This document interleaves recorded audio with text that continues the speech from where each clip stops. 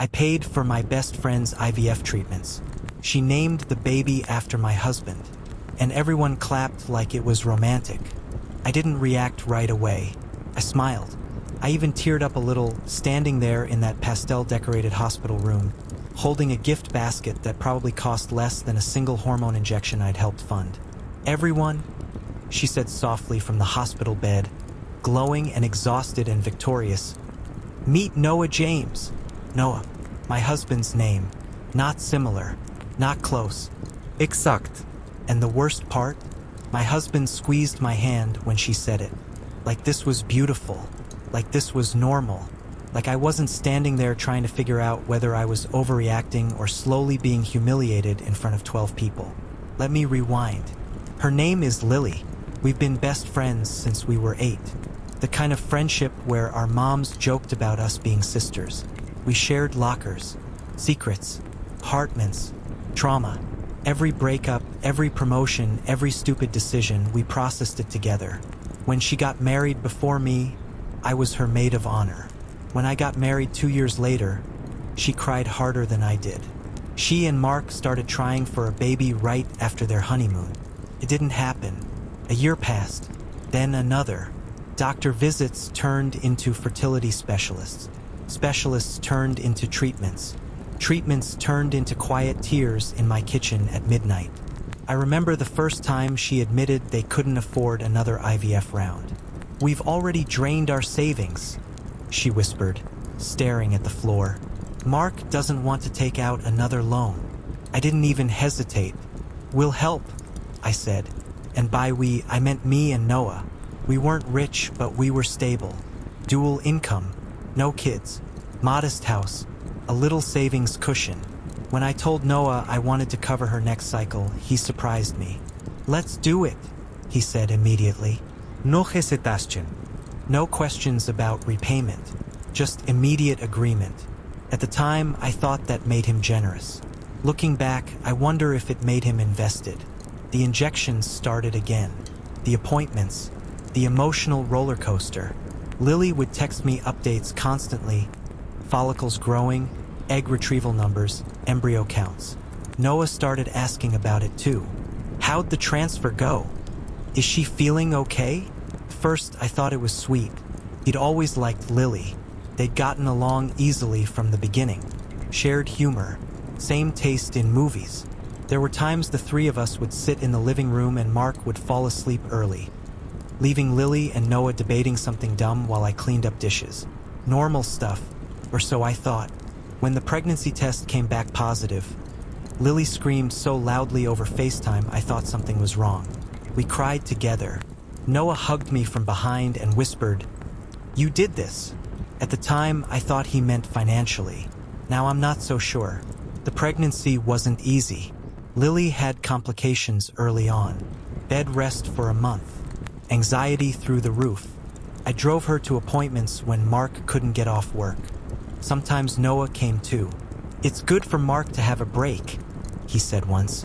I didn't question it. Why would I? This was my best friend. My husband, my chosen family. The first weird moment happened around month 5. We were at their house for dinner. Lily was showing us ultrasound photos and Noah leaned in close. Too close. His hand brushed hers when he took the picture. It lingered a second longer than necessary. I noticed. Then I told myself I imagined it. Pregnant women glow. People get protective. Emotions run high. I didn't want to be that paranoid wife. As the due date got closer, Lily started texting Noah directly more often. I'd see her name pop up on his phone while we were watching TV. He never hid it. That's the thing. He'd even say, "She's nervous about tomorrow's appointment," or "Mark's stressed." Transparent. That's what made it impossible to accuse. If something is right in front of you, it doesn't feel secret. The night she went into labor, Mark was out of town for a work conference. Of course he was. She called me first. I panicked and grabbed my purse. Noah grabbed the keys. "I'll drive," he said. At the hospital, he stayed calm, grounded, supportive. When Mark finally made it back halfway through, he looked overwhelmed. Lily looked exhausted. Noah looked focused. like this mattered deeply to him.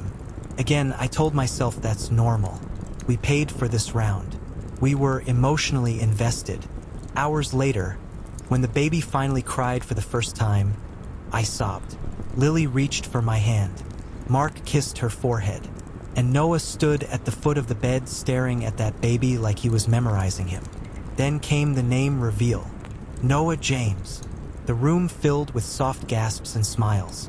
I felt something sharp slice through my ribs. Mark laughed. She's been set on that name for months. Months. I looked at Lily. She avoided my eyes for just a second. Just long enough. I finally found my voice. That's our Noah's name. She smiled too brightly. I know. He's been such a rock through this whole thing. I wanted to honor that. Honor.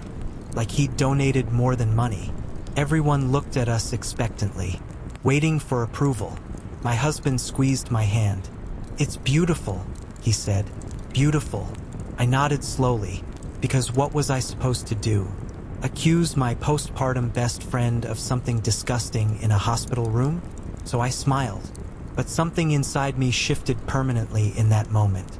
Because honoring someone is one thing. Naming your baby after your best friend's husband without discussing it first? That's not honor. That's intimacy. And I couldn't stop replaying all the little moments from the last year. The lingering touches. The private texts. The way he knew her appointment schedule better than I did sometimes. The way she'd say, Noah understands. During arguments with Mark. Understands what? Understands her body? Understands her fear? Understands her better than her husband did? Or better than I did? When we got home from the hospital that night, I finally asked him, You knew? Didn't you? Knew what? He asked casually, taking off his shoes. The name. He paused, just slightly. She mentioned it once, he admitted. And I told her she didn't have to. Didn't have to. Not absolutely not. Not that's inappropriate. Just, she didn't have to. I stared at him. Why didn't you tell me? He shrugged lightly. I didn't think it was a big deal. That's when I realized something terrifying. If it wasn't a big deal to him, then how close had they become? And why did my best friend feel comfortable honoring my husband in a way that felt deeply personal? I went to bed that night with a pit in my stomach. Because maybe nothing physical had happened. Maybe there were no motel rooms, no lipstick stands, no secret messages. But something had shifted, and I couldn't shake the feeling that I had funded more than just IVF. I might have funded a connection I never saw forming, and I didn't know yet if that made me generous, or the biggest idiot in the room. That's the part that keeps replaying in my head. I asked her straight up, sitting across from her kitchen table while her newborn slept in the bassinet beside us, and she didn't even try to lie. I said, Why did you name him after Daniel? And she just looked at me, calm, almost tired, because he was there for me. That was part one of my stomach dropping. This is part two. I left her house that afternoon shaking so badly I had to sit in my car for 10 minutes before I could drive. I kept telling myself there was some logical explanation. Maybe she meant emotionally. Maybe she meant he helped her when I couldn't. Maybe I was spiraling. But the sentence didn't sound innocent, because he was there for me. Daniel had been there a lot during her IVF process. I thought it was sweet at the time. When I was stuck at work, he'd drive her to appointments. When she had hormone crashes and panic attacks, he'd bring over groceries or sit with her so she wouldn't feel alone. I was the one who encouraged it. She was my best friend since freshman year. He was my husband. They were the two safest people in my world. At least I thought so. When I got home, Daniel was in the living room building the crib we'd bought for our guest room. We'd planned on helping her once the baby came. I remember staring at him, watching the way he concentrated on the screws, the way he always chewed the inside of his cheek when he was focused. I asked him the same question. Why is her baby named after you? He didn't freeze. He didn't look guilty. He just sighed. She told you. That answer did more damage than a denial would have. Told me what? I asked. That I've been supporting her. Supporting. That word again. So clinical. So safe. I said, you supporting her doesn't explain why she gave her son your exact first name. Not a variation. Not a middle name. Your name. He rubbed his face like he was exhausted. It's just a name. But it wasn't just a name. 'Cause Daniel isn't some common name like Michael or Chris. Spelled differently. Unique spelling. Same spelling she used. I felt something cold spread through my chest. How involved were you? I asked, and that's when he hesitated. Not long, just half a second, but I saw it. He told me he'd been talking to her more than I realized, that she felt embarrassed leaning on me because I was the one paying for everything, that she didn't want me to feel like she owed me emotionally on top of financially, so she vented to him instead, texting, late night calls sometimes. I asked to see the messages. He said no, not aggressively, not defensive, just flat. That's her private stuff, he said. She told me things in confidence, and that was the moment something shifted inside me, because he wasn't protecting me.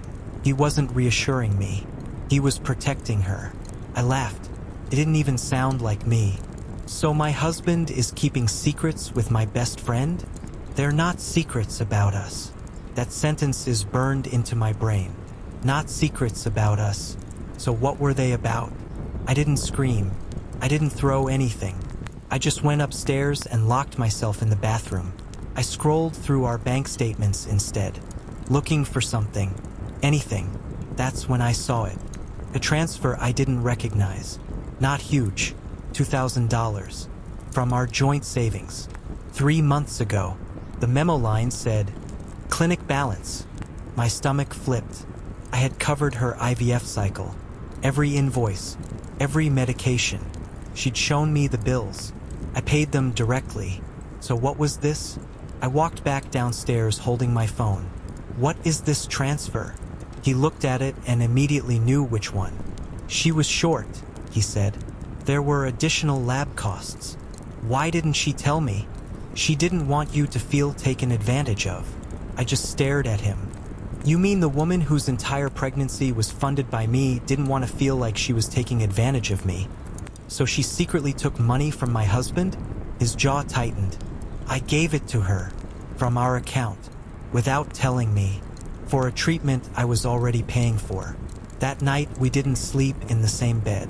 I lay awake thinking about timelines, her embryo transfer, the day she called crying when it worked, the way Daniel hugged her and lifted her off the ground like it was his own child.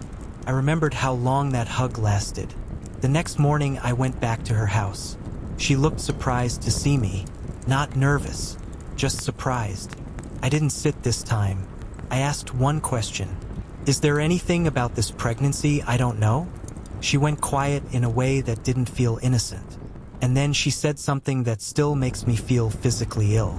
You know it was donor sperm. I nodded.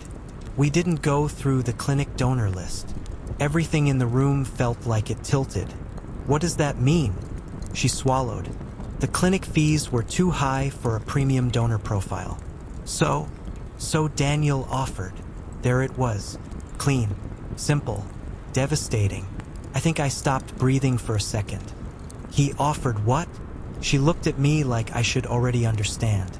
To donate. I laughed. Came out wrong. Broken. That's not funny. I didn't want to tell you because I knew you'd react like this. React like what? Like my husband fathered my best friend's child behind my back? You said you used a donor. I whispered. We did. My vision blurred. You used my husband. She started crying then. Not hysterical. Just soft tears. He said it would keep it in the family. He said genetically it would be someone you trusted. He said you'd feel better knowing the baby wasn't from some stranger. He said, my husband had apparently been making reproductive decisions on my behalf. Did you sleep together?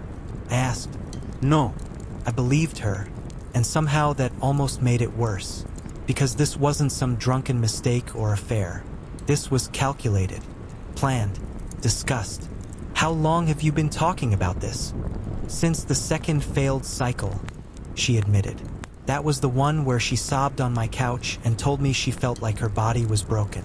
While I held her, while he watched us, and apparently already had a solution in mind. I left without saying anything else. When I got home, Daniel was waiting in the kitchen. Like he knew she'd tell me. "You had no right," I said. "It's not like I cheated," he replied. I stared at him. "You created a child with another woman. It was medical. It was intimate. It wasn't physical. You kept it from me." He went quiet again, and that silence told me everything. Because this wasn't about biology. It wasn't about sperm. It wasn't about technical definitions of cheating. It was about the fact that the two people I trusted most built something permanent together without me. A child, named after him, and I was the one who paid for it. The worst part? Every time I close my eyes, I see that baby's face, and I can't unsee the resemblance. I didn't find out my sister was sleeping with my husband because of a lipstick stain or a late-night text. I found out because my 6-year-old daughter said, "Mom, why does Aunt Rachel sleep in Daddy's room when you're at work?" That was it.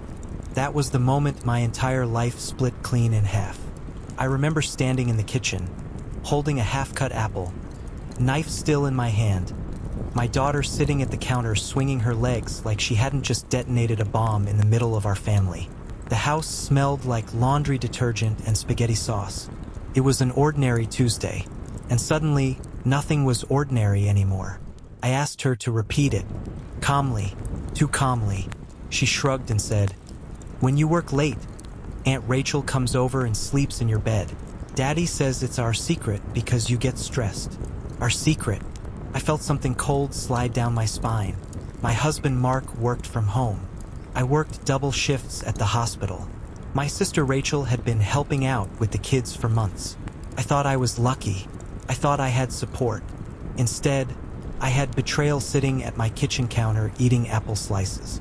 I didn't confront Mark that night. I didn't scream. I didn't throw things. I went through his phone after he fell asleep, and I found everything. Messages that went back almost a year. Photos, plans, jokes about how clueless I was. Conversations about how Rachel had always been better for him anyway. Even worse, they talked about me like I was an obstacle, a burden, paycheck. Apparently, I was funding my own humiliation. But here's the part that makes me the asshole. I didn't confront them. I waited. For 2 weeks, I smiled at family dinners. I hugged my sister. I kissed my husband goodnight. I watched them try not to look at each other across the room. I collected screenshots. I forwarded evidence to a private email. I scheduled an appointment with a lawyer. I moved half our savings into a separate account. And I planned something they'd never forget. Christmas. My entire family gathers at my house every year. Parents, cousins, aunts, uncles. Rachel insisted on hosting this year to take stress off me. I agreed. I even thanked her in front of everyone. But I told her Mark and I would still do Christmas morning at our place with the kids first. That morning, I gave Mark a small wrapped box. Inside was a printed folder. Screenshots, hotel receipts, their text messages, a timeline, and on top, one simple note. "You said I was clueless. I'm not. I'm done." He went white, like physically drained of color. Rachel arrived an hour later, cheerful and glowing, carrying cinnamon rolls. She walked in and immediately felt the tension. Mark was still sitting at the table staring at the papers. I handed her a second copy, in front of my parents, in front of our children, in front of everyone who walked through that door that morning. She tried to deny it at first, called it fake, said I was mentally overwhelmed and misreading things, until my dad started reading the messages out loud. That's when she broke. The screaming, the crying, my mom begging us to take it outside, my daughter confused and scared, my son asking why Aunt Rachel was saying sorry over and over. Mark tried to spin it, said it just happened, said he was lonely, said Rachel understood him. Understood him. I asked him one question. "Did you ever plan to tell me?" He didn't answer. That was answer enough. By New Year's, I had filed for divorce. I asked Rachel not to contact me again. My parents were devastated. My family fractured into sides. Some said I humiliated them unnecessarily, that I could have handled it privately, that exposing them publicly made me vindictive. Maybe it did, but they carried on an affair in my house, in my bed, around my children, and they thought I'd never know. Here's the twist though, the part that still keeps me up at night. 3 weeks after Christmas, Mark showed up at my door drunk, crying, saying Rachel had misled him, that she'd been manipulating him, that she told him I was planning to leave anyway, that she'd convinced him I didn't love him anymore. He swore it wasn't supposed to get serious. Then he told me something I didn't expect. Rachel had been recording their conversations, saving everything, and now that I'd cut her off, she was threatening to release more private things unless he moved in with her permanently. My sister wasn't just sleeping with my husband, she was blackmailing him. And for a second, just a second, I felt something I didn't want to feel. Pity. But then I remembered my daughter's voice in the kitchen. Daddy says it's our secret. So I closed the door in his face. Rachel texted me once after that. Just one message. You didn't have to ruin everything. I never responded. The divorce finalized fast because of the evidence. I got primary custody, the house, most of the assets. Mark moved in with Rachel anyway. 6 months later, they weren't speaking. Apparently living in the fantasy was easier than living in reality. My parents still try to get me to reconcile with her. They say she's family. They say she's struggling, that she made a mistake. A mistake is forgetting a birthday. This was calculated. This was betrayal layered over trust, layered over blood. And now here's why I'm asking if I'm the asshole. Because sometimes, when the house is quiet and the kids are asleep, I wonder if I destroyed more than just a marriage. I destroyed my parents' image of their daughters. I destroyed holidays. I made my children witness a family implosion on Christmas morning. I could have handled it quietly. I could have walked away with dignity instead of spectacle. But if I'm being honest, part of me wanted them to feel exposed, the same way I did. So yeah, I burned it down, publicly, completely, on the one day that was supposed to be sacred. And I don't regret leaving. I just don't know if I crossed a line when I made sure everyone saw the flames. If you made it this far, you already know these stories never stay simple. Subscribe now and stick around, because the next one might hit even closer to home. The first thing my husband did after our son was born wasn't hold him. He asked the nurse what blood type he was. I didn't think anything of it at the time. People react weirdly to big moments. Some cry, some freeze. Some start asking random medical questions like they're filling out a tax form instead of meeting their child. But when the nurse said, "He's B positive," I saw something in Daniel's face shift. Not joy, not relief, calculation. I was exhausted, stitched up, shaking from adrenaline and pain meds. I didn't have the energy to dissect his expression. I just wanted to hold my baby, our baby, the tiny human we had tried for 2 years to have.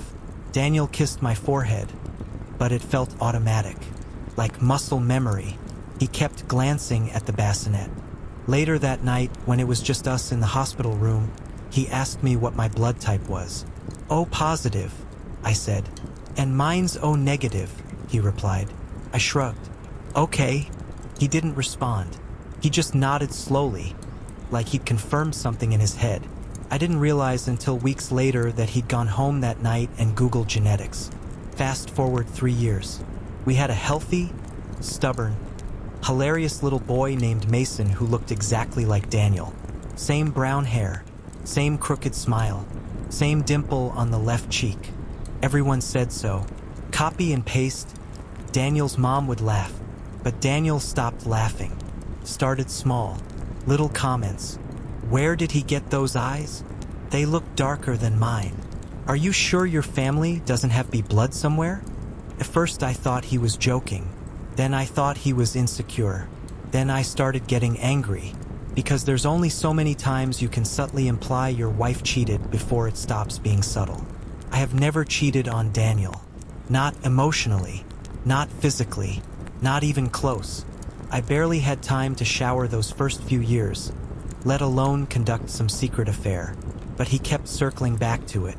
He'd watch Mason play and get quiet, withdrawn, like he was studying him instead of loving him.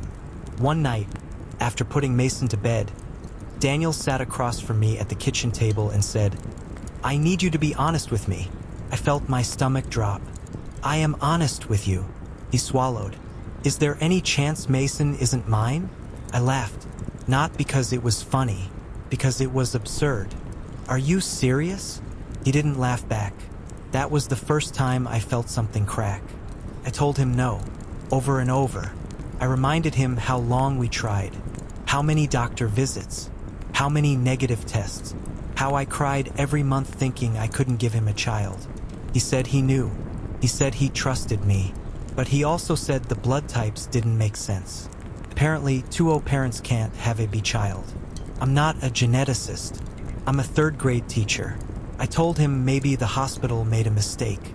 Maybe someone wrote it down wrong. Babies get mixed up in soap operas, not real life. He didn't smile at that either. The tension built slowly, like humidity before a storm. Invisible but suffocating. Then came Christmas. Mason was 4, old enough to understand Santa, old enough to wake up at 5 a.m. and drag us into the living room to open presents. I thought Daniel had finally let it go. He'd been quieter about it, less obsessive, more present. I was wrong. After Mason tore through his gifts and ran off to play with his new dinosaur set, Daniel handed me a small envelope. "I got us something too," he said. It wasn't wrapped. Inside was a DNA test kit receipt. My hands started shaking before my brain caught up. "You did what?" I whispered. "I needed to know," he said, calm, measured, like this was reasonable. "When?" "A few weeks ago. I swabbed him while you were at work."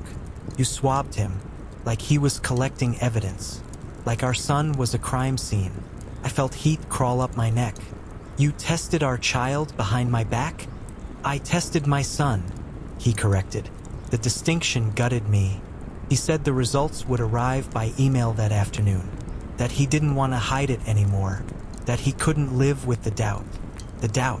4 years of fatherhood, of bedtime stories and scraped knees and first words, and it all balanced on a blood-type Google search. I asked him what he would have done if the test said Mason wasn't his. He didn't answer right away, and that silence told me everything. I told him if he truly believed I was capable of cheating, of lying, of passing off another man's child as his, then the DNA result wouldn't fix our marriage, because the damage was already done. He said this wasn't about me. It was about biology. That might have been worse. At 3:17 p.m., his phone buzzed. We were both in the kitchen. Mason was in the living room singing off-key to a cartoon. Daniel stared at the screen for a full 10 seconds before opening it. His face drained of color. I didn't move. I didn't breathe. He read it once, then again. Then he handed me the phone. Probability of paternity, 0%. The room tilted. I actually laughed at first, because it was impossible. It had to be wrong. "This is fake," I said. "These tests mess up all the time."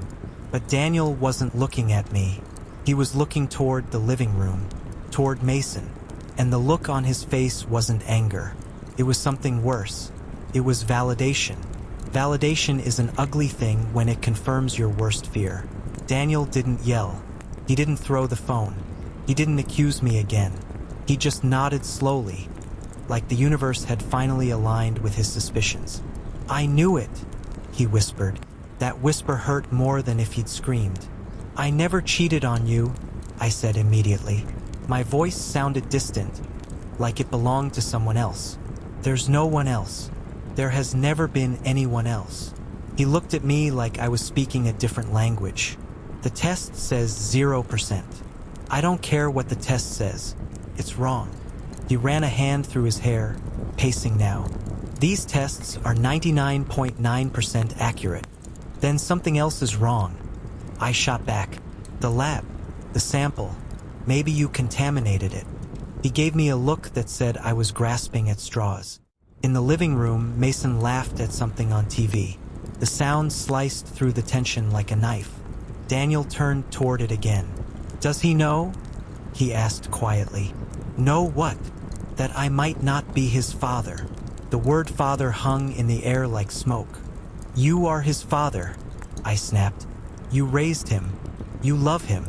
"Biologically," he said. I felt something inside me snap. Biology doesn't read bedtime stories. Biology doesn't stay up all night when he has the flu. Biology doesn't teach him how to ride a bike. Daniel's jaw tightened. "Don't do that." "Do what?" "Remind you that you've been his dad for 4 years." He walked to the sink and braced his hands against the counter. "If this is true."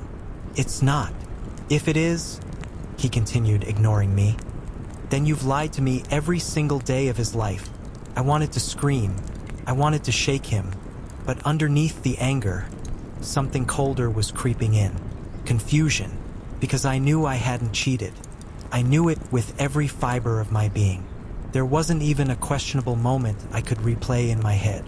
So how was this possible? "Let's redo it," I said finally. "At a hospital, through a doctor, chain of custody, everything official." Daniel hesitated. That hesitation scared me. "Why?" I asked. "If you're so sure, why not confirm it properly?" He didn't answer right away. Then he said, "What if it says the same thing?" "Then we deal with it," I replied. My voice cracked. "Together." The word together felt fragile. He looked at me like he wasn't sure we were still that. That night, he slept on the couch. Mason noticed the next morning. "Why did Daddy sleep downstairs?" he asked over cereal. "Daddy fell asleep watching TV," I said quickly. Daniel didn't correct me. Over the next few days, the house felt like a courtroom waiting for a verdict. Polite, tense, controlled. Daniel was distant with me, but even worse, he was careful with Mason. Too careful, like he was already pulling back emotionally, preparing for impact. That's when the anger turned into something close to panic. Because whatever that test said, Mason didn't deserve to feel a shift. He didn't deserve to lose his dad because of numbers on a screen. I scheduled the hospital DNA test without telling Daniel. Then I handed him the appointment confirmation. "If you're going to question my integrity," I said, "we're doing this the right way." He agreed. The day of the test, Mason thought we were going for ice cream after. He was excited, chatting in the back seat about sprinkles. Daniel barely spoke. At the clinic, they swabbed all 3 of us. Properly labeled, sealed, documented. The nurse explained results would take about a week. 7 days. 7 days of pretending everything was normal. 7 days of Daniel watching Mason with an expression I couldn't read. 7 days of me replaying every moment of my pregnancy, desperate to find some explanation that didn't involve betrayal. By day 4, Daniel asked me something that made my stomach drop. "If it comes back 0 again, do you know who it could be?" The implication was clear. He still believed there was someone. "No," I said, "because there is no one." He studied my face like he was searching for cracks. "I need you to understand," he said carefully. "If this is true, I can't stay." There it was. Not anger, not heartbreak, conditional love.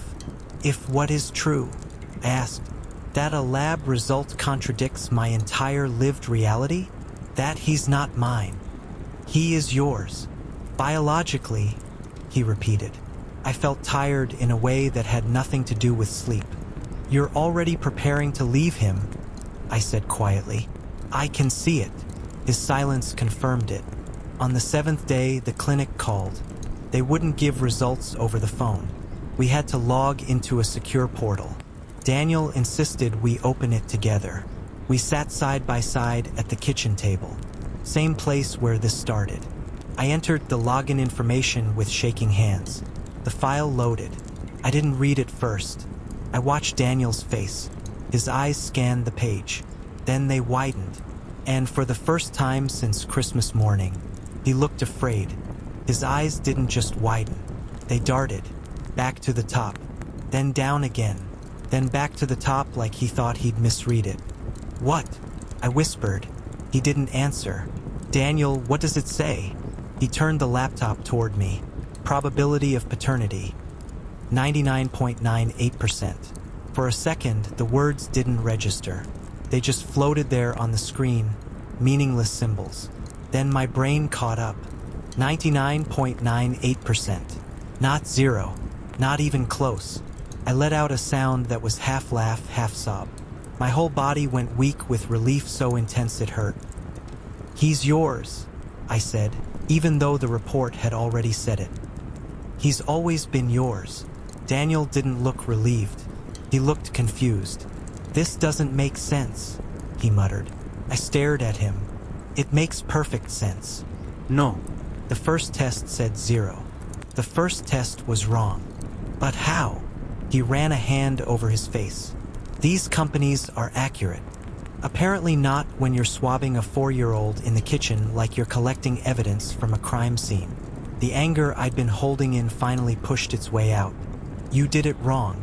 You probably contaminated it. Or maybe you mixed up samples." "I didn't mix anything up," he snapped. "Then explain it." He couldn't, and that silence felt very different from the earlier ones. Before, his silence was judgment. Now it was uncertainty. For the first time in months, I felt like the ground was back under my feet. "You accused me," I said quietly. "You questioned our entire marriage because of a mail order kit." "I didn't accuse. You swabbed our son behind my back, Daniel. That's not trust. That's an accusation." His jaw tightened, but he didn't argue. From the living room, Mason called out, "Mom! Dad, can I have a snack?" Daniel's head turned toward the sound automatically, and something shifted in his face. Not doubt, recognition. He stood up and walked into the living room without saying anything. I followed a few steps behind. Mason was sitting on the floor building a tower out of blocks. He looked up at Daniel and grinned. "Daddy, look, it's taller than me." Daniel knelt down slowly, like he was approaching something fragile. "That's pretty impressive, buddy," he said. His voice cracked on the word buddy. Mason didn't notice. He just kept stacking blocks, completely unaware that his entire existence had been on trial. Daniel reached out and ruffled his hair. And this time, there was no hesitation. That night, after Mason was asleep, we sat on the couch in silence. The house felt different, lighter, but not healed. "I'm sorry," Daniel finally said. I stared at the TV screen, even though it wasn't on. "For what?" I asked flatly. "For doubting you." I waited for more. "For pulling away," he added. "For letting it get that far." I turned to look at him. "You were ready to leave." His eyes flickered. "I thought you'd lied to me about something unforgivable. And now I don't know what to think." That wasn't the answer I wanted. "You should think your wife told the truth," I said. "I do," he replied quickly. I don't understand how the first test could be that wrong." I was tired of explaining what I hadn't done. "Maybe it doesn't matter how," I said. "What matters is that you believed it without giving me the benefit of the doubt." He leaned forward, elbows on his knees. "I was scared," he admitted. I kept looking at him and wondering. Every time someone mentioned the blood type, it replayed in my head. "So you built a case against me." "I built a question," he said quietly. No. Y correcta. "You built a narrative." The room went quiet again, because that's what hurt the most. Not the test, not even the accusation. It was that he'd been living in a story where I was the villain. And he never told me until he'd already convinced himself it might be true. "I never cheated," I said again, softer this time. Not defensive, just exhausted. "I know," he replied, but something in his voice told me he was still trying to convince himself. A few days later, his mother called. Apparently, Daniel had told her about the first result, not the second one yet. She asked to come over. I didn't want her there, not after knowing she'd probably spent days thinking I'd betrayed her son. But Daniel insisted we clear it up. She arrived with tight lips and concerned eyes. "I heard there was some confusion," she said carefully. Daniel explained both tests, the 0%, the 99.98%. She blinked rapidly. "Well," she said after a pause, "that's unusual. Unusual. Like we were discussing a delayed package." "I never cheated," I told her directly. She looked at Daniel before responding. "I suppose the hospital must have made a mistake with the blood type," she said. It wasn't an apology. It was a pivot. Daniel didn't correct her. That night, after she left, I asked him something I'd been holding in. "When you got the first result, did you tell anyone else?" He hesitated. My stomach dropped. "Who?" "My brother," he admitted. "And Mark." Mark was his best friend. So while I was walking around thinking we were just tense and distant, he'd already told people our son might not be his. Humiliation burned through me. "You let other people believe I cheated." I was confused. "You were convinced," I corrected. He didn't deny it.